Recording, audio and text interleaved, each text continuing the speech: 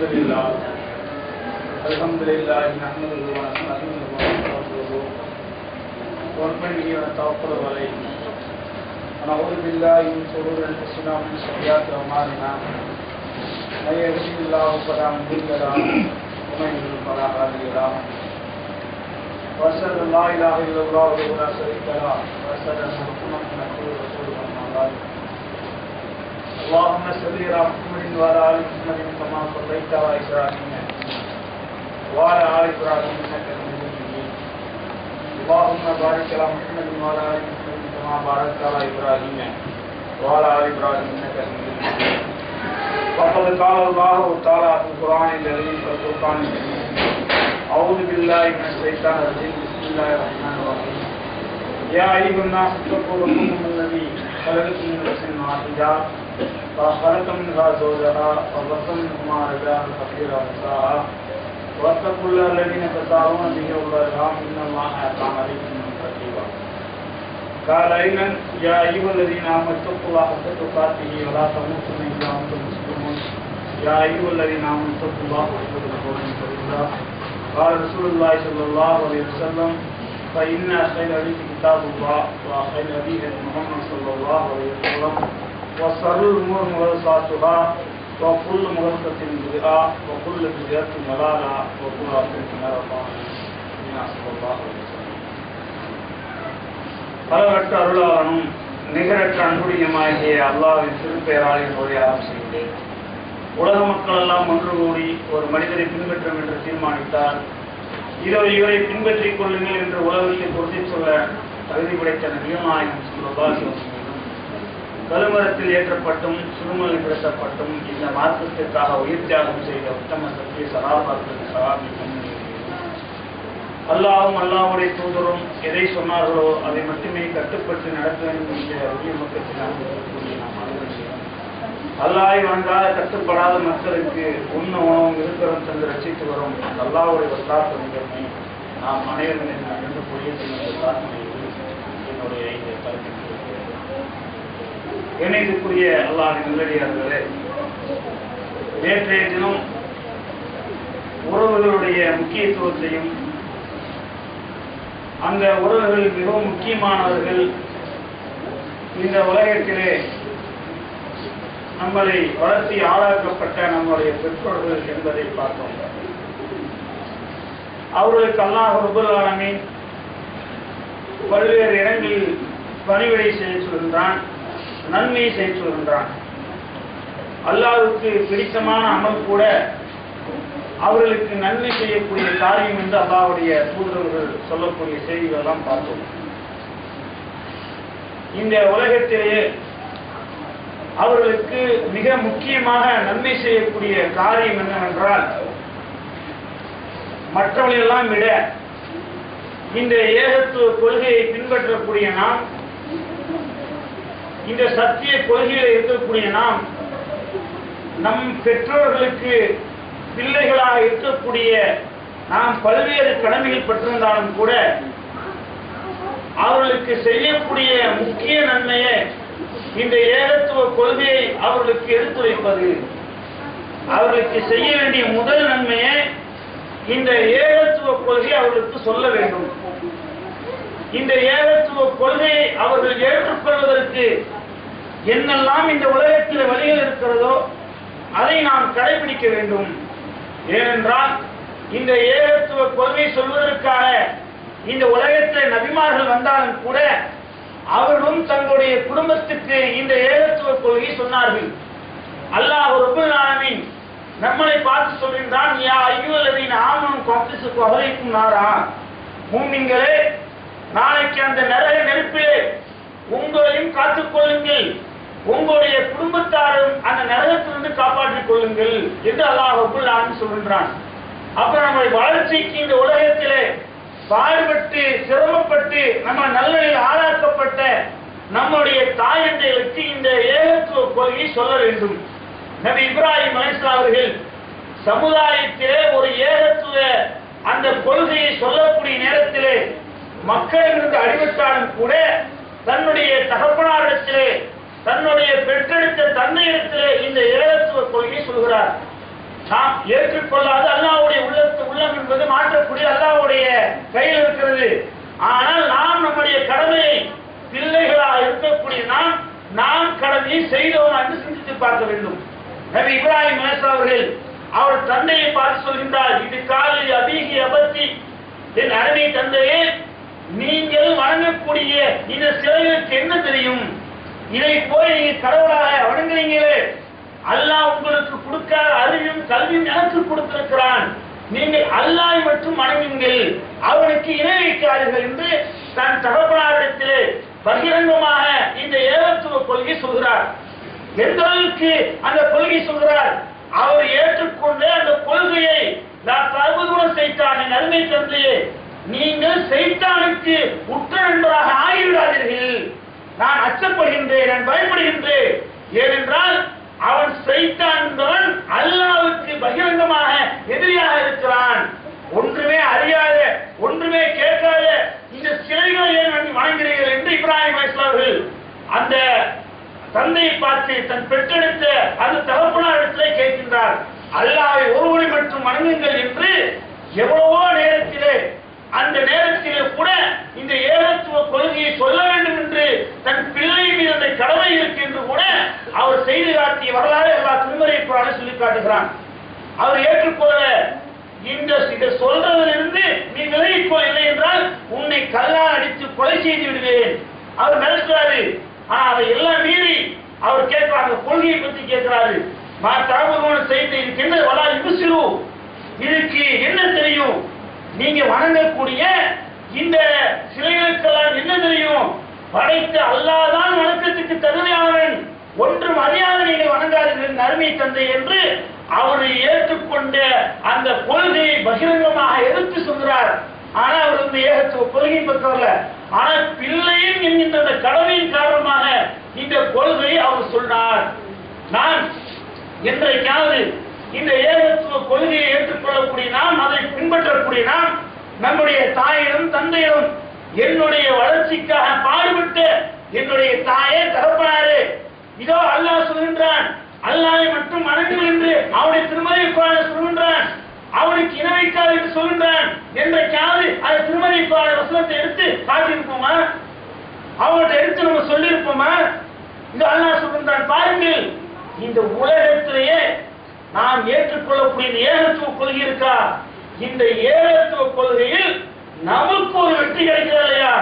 அந்த வெற்றி என்னவென்றால் அறியாமையில் சிலை வணக்கத்தில் இருக்கக்கூடிய, தர்கா வழிபாட்டில் இருக்கக்கூடிய நம்முடைய பெற்றோர்களை இந்த ஏகத்துவ கொள்கையின் பக்கம் கொண்டு வரதான் மிகப்பெரிய வெற்றி. நமக்கு அல்லாஹ் கொடுக்கக்கூடிய வெற்றி. அதற்கு என்னென்ன வழிகள் இருக்குதோ அதற்காக பாடுபடக்கூடியவராகத்தான் ஒவ்வொரு நேரமும் இருக்க வேண்டும். ஏனென்றால் நமக்கு ஒரு நேரத்தில் ஏதாவது உடல்நிலை சரியில்லை என்றாலும் கூட, பாதிக்கப்பட்டாலும் கூட ஓடோடி வந்து பார்க்கக்கூடியவர் யார்? நம்முடைய தாயார். நம் மனைவிக்கு திருமணத்துக்கு முன்பாக யார் இருப்பார்?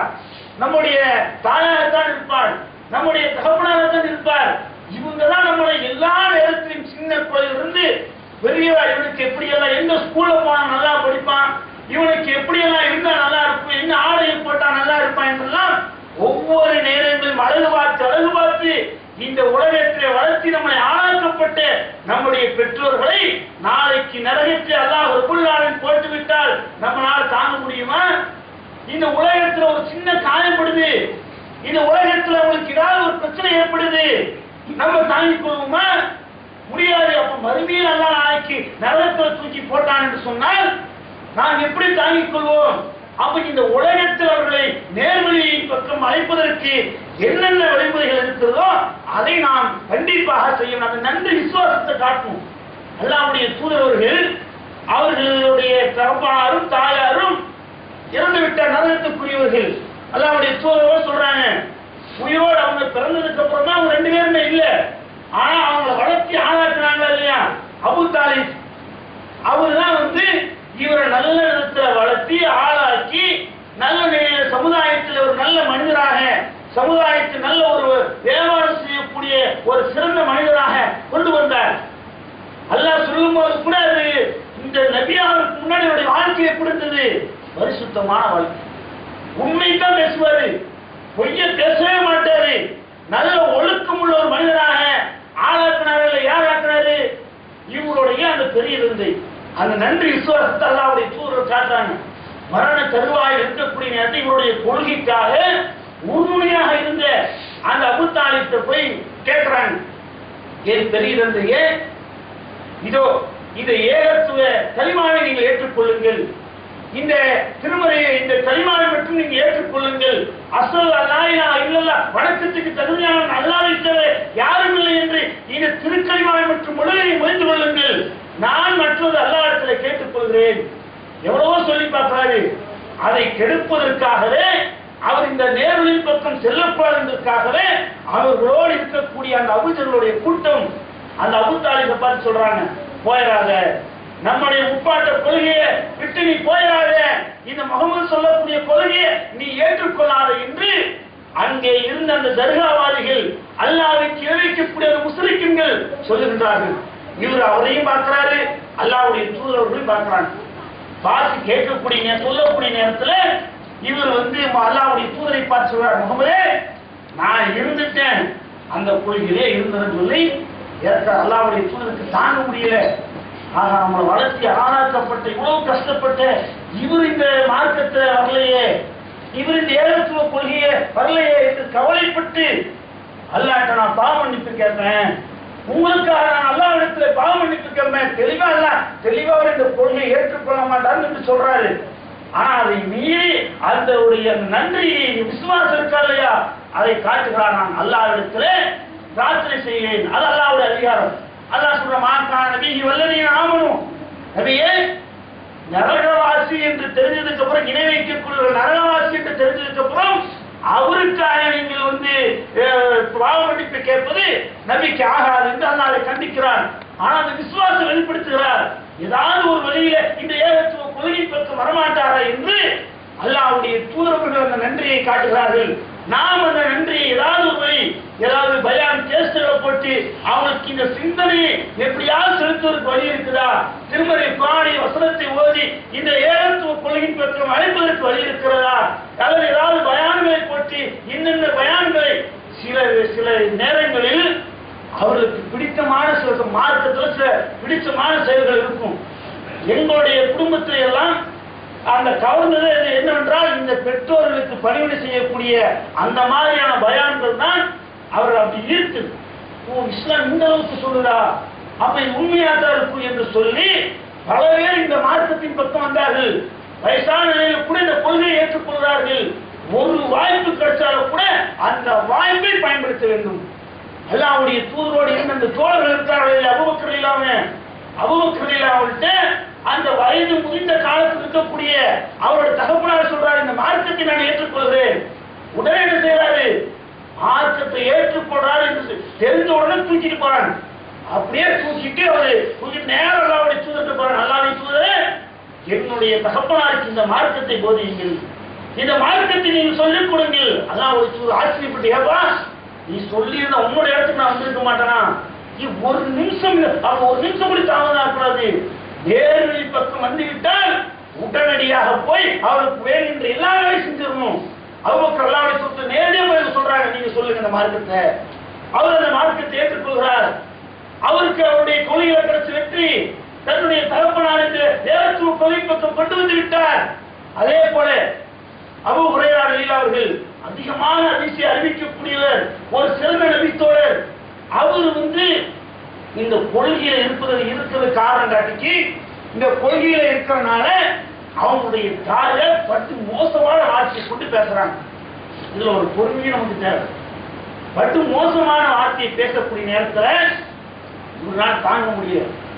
அல்லாஹ்வுடைய தூதர்கிட்ட போய், அல்லாஹ்வுடைய தூதரே, என்னுடைய தாயார் ரொம்ப மோசமான வார்த்தையை கொண்டு பேசுறாங்க என்று சொல்லி அழுகிறாங்க. நீங்க ஒன்றும் செய்ய வேண்டாம், இவர்களுக்காக அல்லாஹ்விடத்திலே பிரார்த்தனை செய்யுங்க, இவர்கள் இந்த ஏகத்துவ கொள்கை பக்கம் வர வேண்டும், அதற்காக நீங்கள் அல்லாஹ்விடத்தில் பிரார்த்தனை செய்யுங்கள் என்று அல்லாஹ்வுடைய தூதரிடத்திலே அபூ ஹுரைரா ரலியல்லாஹு சொல்லுகிறார்கள். இவர் சொல்லிட்டு வீட்டுக்கு போறாரு. பார்த்தா அவங்க வீட்டுக்கு வந்த உடனே வெளியே நிக்க சொல்றாங்க. அவங்க தாயார்கள் குளித்துக் கொண்டிருக்கிறார்கள். குளித்துட்டு வெளியே வந்த உடனே எந்த நாவால் அல்லாஹ்வுடைய தூதர்களை ஏசினார்களோ, எந்த நாவால் இவருடைய கொள்கையை அவர்கள் புறக்கணித்தார்களோ, பேசினார்களோ, அந்த நாவால் சொல்கின்றார்கள் அஷ்ஹது அல்லா இலாஹ இல்லல்லாஹ் வ அஷ்ஹது அன்ன முஹம்மது ரசூலுல்லாஹ். வணக்கத்துக்கு தகுதியானவன் அல்லாஹ்வை தவிர யாரும் இல்லை, அவருடைய தூதராக முகமது நான் ஏற்றுக்கொண்டேன் என்று இந்த திருக்கலிமாவை சாட்சி சொல்கின்றார்கள். இவருக்கு அப்படியே தேவி தேவி அது உடனே அல்லாஹ்வுடைய தூதர்கிட்ட போறாங்க. அல்லாஹ்வுடைய தூதரே, இந்த மக்கள் இந்த ஏகத்துவ கொள்கையின் பக்கம் என் தாயார் வந்து விட்டார், நான் இன்னொரு பிரார்த்தனை எடுத்து வைக்கின்றேன், என்னையும் என்னுடைய தாயாரும் இந்த முஸ்லிம்கள் நேசிக்க வேண்டும், நானும் என் தாயாரும் இந்த முஸ்லிம்களை நேசிக்க வேண்டும், அவர்கள் எங்களை நேசிக்க வேண்டும், இதற்காக நீங்கள் பிரார்த்தனை செய்யுங்கள். அதுக்கு கூட நம்ம அவங்களுடைய இந்த நேர்வழிவதற்காக அதிகமான முயற்சிகள், இந்த பிரார்த்தனை அல்லாஹ்வுடைய தூதர்கள் காட்டிய ஒவ்வொரு வழிமுறைகளையும் அந்த பெற்றோருக்கு நாம் கண்டிப்பாக செய்வோம் என்றால், பிள்ளைகளாக இருக்கக்கூடிய நம்மீது கடமை இந்த ஏகத்துவ கொள்கையின் பக்கம் அவர்களை வரவைப்பதற்கு என்னென்ன முயற்சிகள் இருக்குதோ அனைத்து முயற்சிகளும் நாம் இந்த உலகத்தில் மேற்கொள்ள வேண்டும். அதுக்கப்புறம் அல்லாஹ்வுடைய கையில் இருக்கு. நம்ம முயற்சி எடுத்து நம்மளுடைய கடமை. ஒவ்வொரு நேரம் கிடைச்சாலும் சரி, ஏதாவது ஒரு வழி இருக்கா என்று சொல்லி நம் தாயை பார்த்து தந்தையை பார்த்து சொல்லி இந்த ஏகத்துவ கொள்கையின் பக்கம் கொண்டு வருவதற்கு நாம் அதிகமாக முயற்சிக்க வேண்டும். இது முதலாவதாக அவர்களுக்கு செய்ய வேண்டிய மிகப்பெரிய நன்மை. அதற்கு அடுத்தபடியாக அல்லாஹ் என்ன சொல்கின்றான் என்றால், நாம் சம்பாதிக்கக்கூடிய பொருளாதாரம், இந்த பொருளாதாரத்தை நபியே அல்லாஹ் வந்து கேட்கிறான். நபியை பார்த்து அல்லாஹ் சொல்றான், நபியே, நல்லவற்றை தூய்மையா உழைச்சு சம்பாதிச்சான இல்லையா, அந்த காசு எதிலிருந்து செலவு செய்ய வேண்டும் என்று கேட்கின்றான். நீங்கள் சொல்லுங்கள், மாதா யுன்ஃபிகூன், தான் சம்பாதிச்ச அந்த பொருளாதாரத்தை எங்கிருந்து செலவு செய்ய வேண்டும் ஆரம்பிக்கணும். உழைச்சிட்டு வரான், கஷ்டப்பட்டுட்டு பொருளாதாரத்தை சம்பாதிச்சு முதல் மாதம் சம்பளம் வாங்கிட்டு வரா, என்ன செய்வான்? போய் நண்பர்களோடு ஜாலி வைப்பான். முதல் மாதம் சம்பளத்தை வாங்கிட்டு வந்து இவன் யாரையாவது விருப்பம் அதுக்கு வாங்கி கொடுப்பான். இந்த மாதிரி எல்லாம் உன் பொருளாதாரத்தை செலவு செய்யாத. நீ உன்னுடைய தூய்மையான பொருளாதாரத்தை நீ யாரிடமிருந்து ஆரம்பிக்க வேண்டும் என்றால், உன்னுடைய வளர்ச்சிக்காக, உன்னுடைய எல்லா நிலையிலும் பாடுபட்டார்களா இல்லையா, உன்னுடைய பெற்றோரிடமிருந்து ஆரம்பம் செய். அல்லாஹ் சொல்லக்கூடியது. முதல்ல யாருக்கு நம்ம செலவு செய்யணும்? செலவு செய்வதற்கு முதல் தகுதி படைத்தவர் யார் என்றால் நம்முடைய பெற்றோர்கள். இன்றைக்கு சர்வசாதாரணமாக வயசாயிட்டாலே சில நோய்கள் வரும். அந்த சுகரு அந்த மாதிரியான நோய்கள் வரக்கூடிய ஒவ்வொரு நேரத்திலும் தாய்மார்கள் பெற்றோர்கள் அப்படியே அவங்கள்ட்ட பிச்சை இருக்கிற மாதிரி, மாத்திரைக்கு காசு தர மாட்டியா, மருந்துக்கு கொடுக்க மாட்டியா அப்படின்னு கேட்கக்கூடிய நிலை. அதுக்கு கூட இந்த அனுபவம் அந்த மாதிரி வாங்கிக்க, நீ விட்டு வாங்கிக்க, பிள்ளைகளுக்கு அங்கதானே எவ்வளவு இருக்கு அங்க வாங்கிக்க என்று சொல்லக்கூடிய நிலை. நம்முடைய பொருளாதாரத்தை அவர்களுக்காக செலவு செய்ய வேண்டும். அல்லாஹ் சொல்கின்றான், நமக்கு ஏதாவது உடல்நிலை சரியில்லை என்றால் பிரைவேட் ஆஸ்பத்திரி எது இருக்குது அங்க போய் பார்க்கறது. ஏன் எங்க மூத்தா போயிருமோ அங்க போய் வயசானவங்க அவங்க சமத்த பெற்றோர்களுக்கு ஏதாவது ஆயிடுச்சுன்னா அவங்களுக்கு போதும், அந்த பிரியாசபத்திரி இருக்கா இங்க பார்த்தா போதும். நமக்கு நாம் செலவு செய்வதற்கு தயாராக இருக்கிறோம். ஆனால் நம்மளை பெற்றெடுத்த இந்த பெற்றோருக்கு செலவு செய்வதற்கு நமக்கு மனசு வரமாட்டேங்குது. இந்த நிலையில் ஒரு மனிதன், ஒரு முஸ்லிம், ஒரு ஏகத்துவவாதி ஒருபோதும் இருக்கக்கூடாது. இந்த பொருளாதாரத்தை அவர்களுக்கும் தானம் செய்யக்கூடியவராக, செலவு செய்யக்கூடியவராக நீங்கள் இருக்க வேண்டும் என்று அல்லாஹ் வலியுறுத்துகிறான். இது ஒரு நன்மை. இதுக்கு அடுத்தது, நம்மளை விட்டு இந்த ஏகத்துவ கொள்கையை பின்பற்றி இந்த கொள்கையில இருந்து அல்லாஹ்வுடைய அதனால் அவர்கள் மரணிக்கிறார்கள். இப்படி மரணிச்சுட்டாங்கன்னு சொன்னா பிள்ளைகளாக இருக்கக்கூடிய நம்ம மீது என்ன கடமை? அது சில கடமைகள் இருக்குது. அவர்கள் மரணித்து விட்டால் அவர்கள் உயிரோடு இருக்கக்கூடிய காலத்தில் ஏதாவது தான தர்மம் செய்திருப்பார்கள், வாரி கொடுப்பார்கள், அதை நம்ம பூர்த்தி செய்யணும். ஒரு 1000 ரூபாய் தான தர்மம் செய்யறோமா, அவங்களுடைய சார்பாக ஒரு 250 ரூபாய் என்னுடைய பெற்றோர் சார்பில் வச்சுக்கோங்க. மார்க் வலியுறுத்துகிற அல்லாஹ்வுடைய தூதர்கிட்ட வந்து ஒருத்தர் கேட்கிற, அல்லாஹ்வுடைய தூதரே, என்னுடைய தாயார் இருந்து விட்டார்கள், இவர்களுக்காக நான் தான தர்மம் செய்தால் அந்த நன்மை அவர்களுக்கு கிடைக்குமா? கிடைக்கும், செய்து கொள்ளுங்கள். அதே போல இன்னொரு நபித்தோழர் சாதி உபால் என்று சொல்லக்கூடிய நபித்தோழர், அவர் வெளியூர் போகக்கூடிய நேரத்தில் அவங்களுடைய தகப்பனார் இறந்து விட்டார்.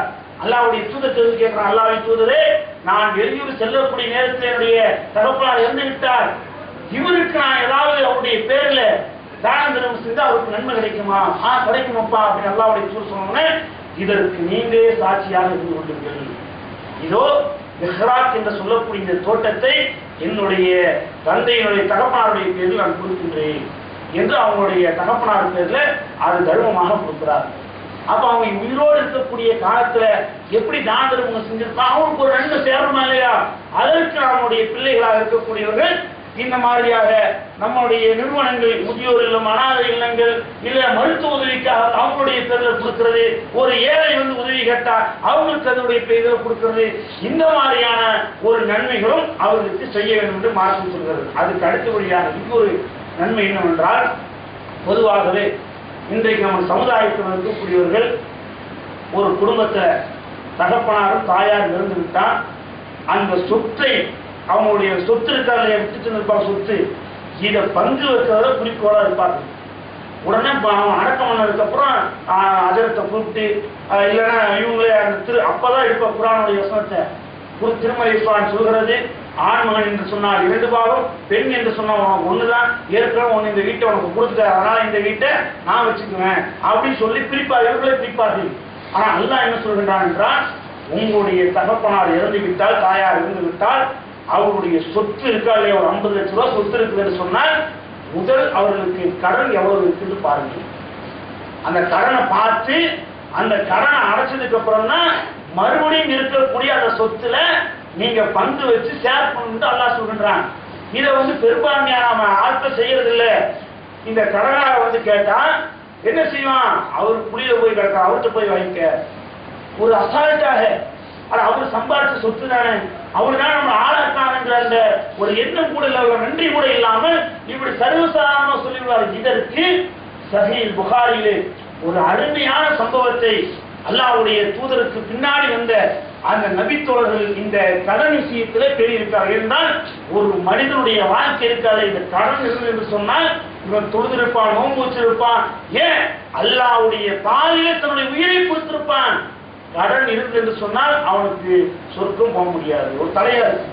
அல்லாஹ்வுடைய தூதர் சொல்றார், சொர்க்க தடையாயிரு. இந்த கடன் இருந்து என்று சொன்னால் கண்டிப்பா சொர்க்கம் போக முடியாது. இந்த விஷயத்தில பிள்ளைகளாக இருக்கக்கூடிய நாம் நம்முடைய அந்த தகப்பனாருக்கு தாயாருக்கு கடன் இருக்கிறா என்று கண்டிப்பா பார்க்க வேண்டும். இது இந்த சஹாபாக்கள் எப்படி இருந்தார் என்றால், சுபைர் பின் அவ்வாம் என்று சொல்லக்கூடிய ஒரு நபித்தோழர். இவர் யார் என்றால் அபூபக்கர் ரலியல்லாஹு அவருடைய மருமகன். அவருடைய வரலாறை பொறுத்த வரைக்கும் அவர் வந்து இந்த பதவிக்கோ அல்லது காசு பணத்துக்கு ஆசைப்பட்டவர் கிடையாது வரலாறு சொல்கிறது.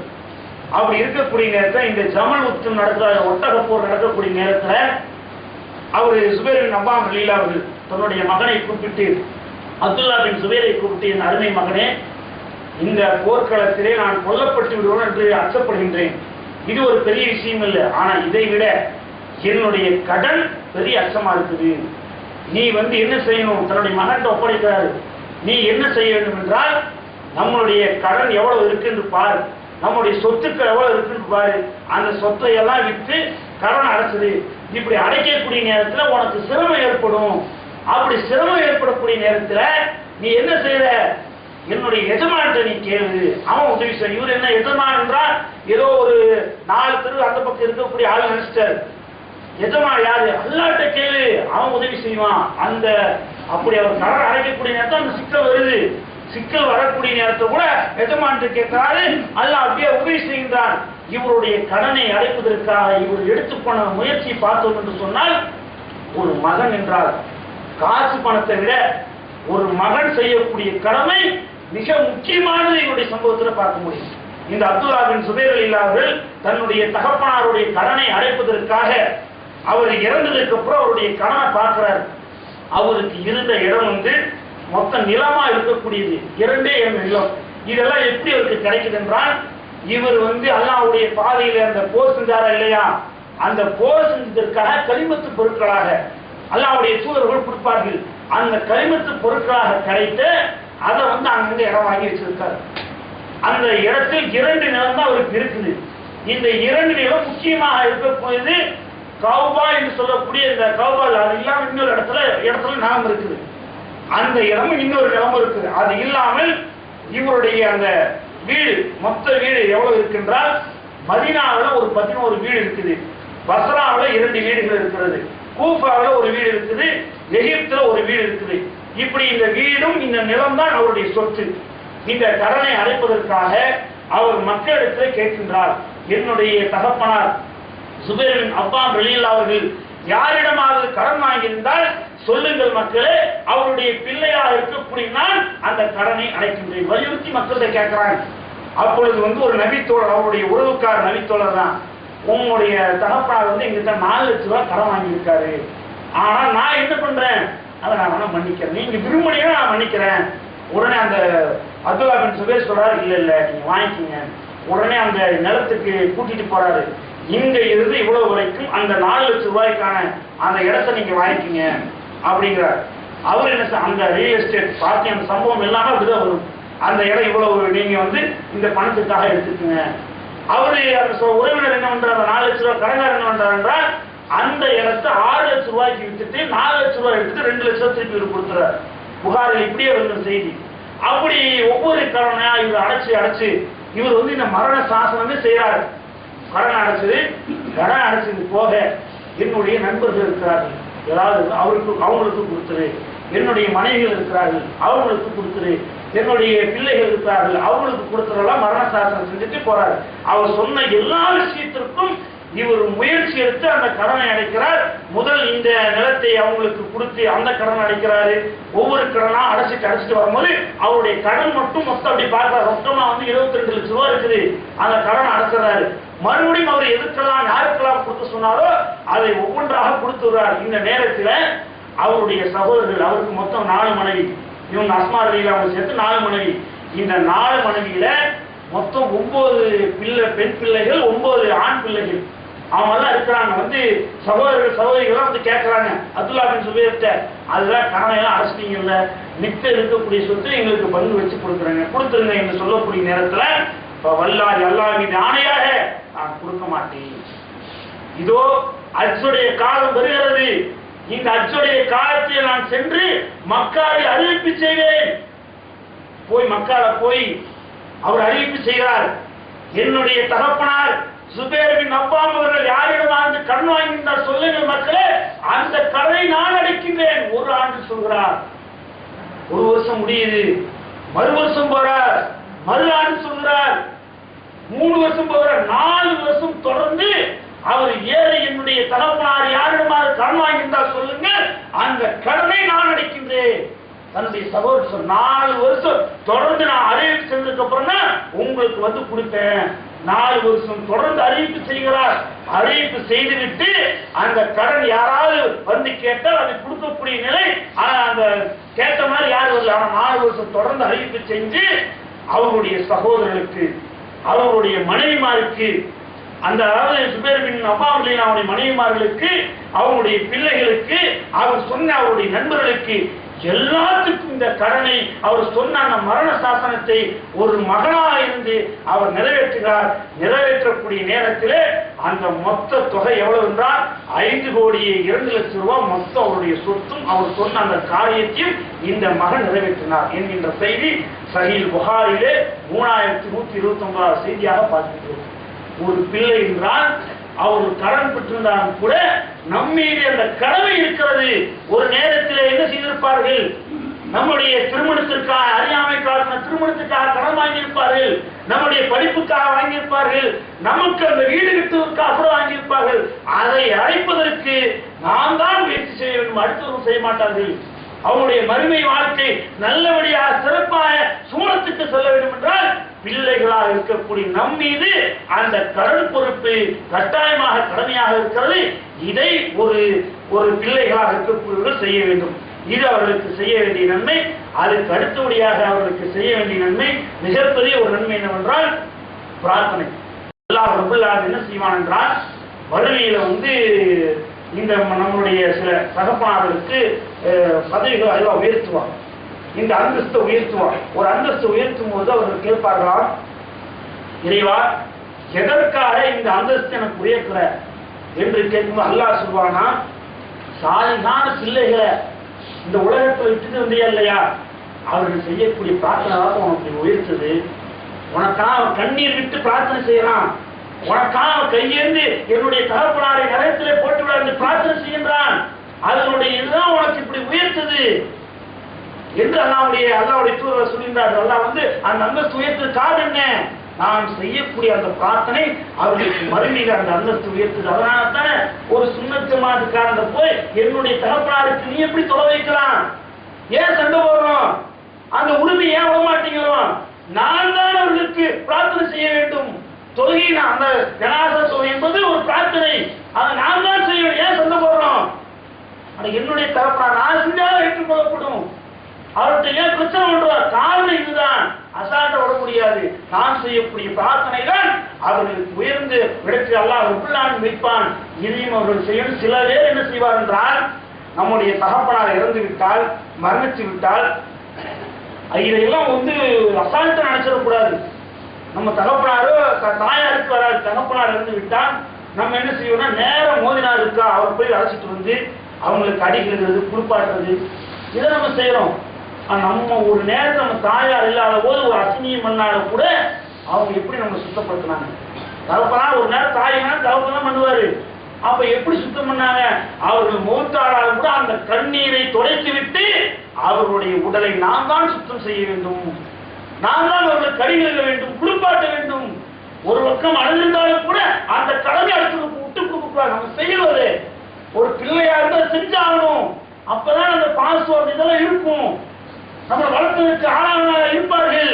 அதை அன்றி நம்ம காட்ட முடியும். அப்ப இவ்வளவு பிள்ளைகளாக இருக்கக்கூடிய ஒரு கடமையை அவர்களுக்கு செய்யக்கூடிய ஒரு நல் மக்களாக அல்லாஹ் ரப்பல் ஆலமீன் நம்மளை என்றென்றும் ஆக்கி மறுமையில் சூனத்திலே அந்த சொர்க்கத்தை அடையக்கூடியவர்களாக அல்லாஹ் ரப்பல் ஆலமீன் அனைவரும் ஆக்கி விரும்புவார் என்று கேட்டு என்னுடைய இந்த வழியை நிறைவு செய்கின்றேன். பாவம் என்னைக்கு எல்லாம் நன்றியார்களே. இந்த நம்முடைய ஜமாத்துல நடக்கக்கூடிய முதியோர்களுக்கு எல்லாம் ஏற்கனவே சொல்லியிருக்கோம். அதுல ஒரு விஷயம் என்னன்னா, இந்த நிரந்தரமாக நோன்பு வைக்க முடியாதவர்கள் இருக்காங்க இல்லையா, சுகர் பேஷண்டெல்லாம் இருப்பாங்க, வயசானவங்க வந்து நிரந்தரமாக நோன்பு வைக்க முடியாது. அவர்களுக்கு பரிகாரம் எல்லாம் சொல்றான். ஒரு ஏழைக்கு உணவு கொடுங்கள் என்று சொல்கின்றார். அதில் நம்முடைய ஜமாத்தில் என்ன பண்ணியிருக்கோம் என்றால், அப்படி இருக்கக்கூடியவர்கள் யாராவது இருந்தால் அவர்களுக்கு பரிகாரமாக ஒரு நாளைக்கு 70 ரூபாய் விட்டு 30 நாளைக்கு 2200 ரூபாய் ஆகுது. அது அந்த பரிகாரம் யாராவது செய்யக்கூடியவர்கள் இருந்தால் அதை நம்ம வந்து நோம்பு பரிகாரம் என்று எழுதி ரசீட்டு கொடுத்துருவோம். அது வந்து என்ன ஆகுதுன்னா, அந்த முதியோர் இல்லத்துல வந்து அவங்களுக்கு வந்து அந்த உணவுக்காக அதை பயன்படுத்துவோம். அந்த பரிகாரம் வந்து அவங்களுக்கு அப்படி போயிடும். அந்த மாதிரி ஏதாவது இருந்து என்று சொன்னால் அந்த பரிகாரம் அப்படி நோம்பு இல்லாத முடியாதவர்கள் வைக்க முடியும் என்று என்னைக்கும் வைக்க முடியாது என்று சொன்னால் அந்த பரிகாரம் ஏதாவது செய்யக்கூடாது இருந்தாலும் செய்து கொண்டு என்று கேட்டுக்கொண்டே உரை நிறைவு செய்கிறேன். வாழ்க்கை சுபான